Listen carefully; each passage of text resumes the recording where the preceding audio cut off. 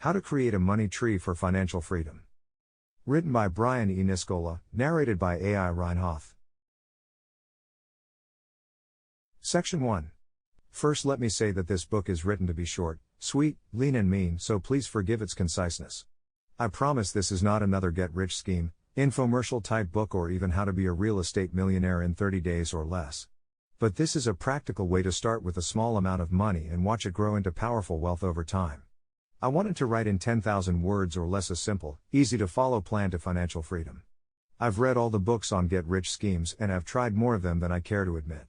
But this is what I have developed and is a simple strategy to plant some seed money, feed it and watch your money tree grow. Well, let me introduce myself. My name is Brian E. Niskala and probably like you I have struggled financially throughout my career.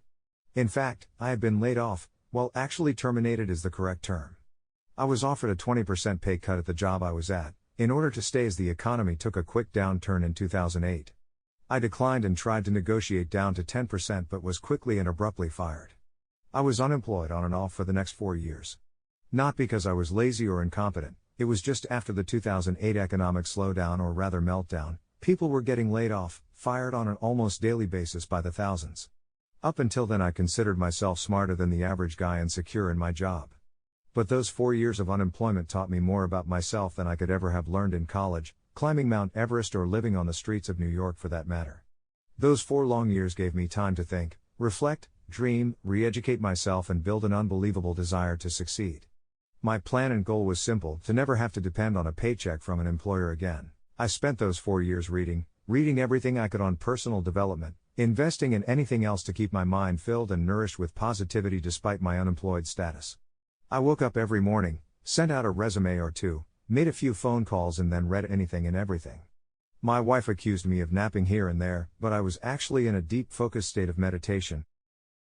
Okay, maybe a little napping. I would take frequent breaks from reading and took to writing. I wrote mostly fiction, novels and articles for various websites. But then after about my 1000th book I read, yes that is correct 1000, I took to writing my first nonfiction book, Management Experience. In this I covered my work history, a few hundred pages that in essence was an ultra-long version of my resume. A quick side note on why I also wrote Management Experience, I actually was called to an interview for a management job at Thermo Fisher Scientific. I was interviewed by a gentleman who was more than a few years my junior. He asked me to tell him about myself as he began to read a lunch menu rather than pay attention. I actually stopped and asked if I could look at the menu as well. Shocked at this I pulled the menu from his hands and handed him my resume. He looked at it and told me that he wanted to read it but it was a mini novel. Being about 4 pages long. Sample complete. Ready to continue?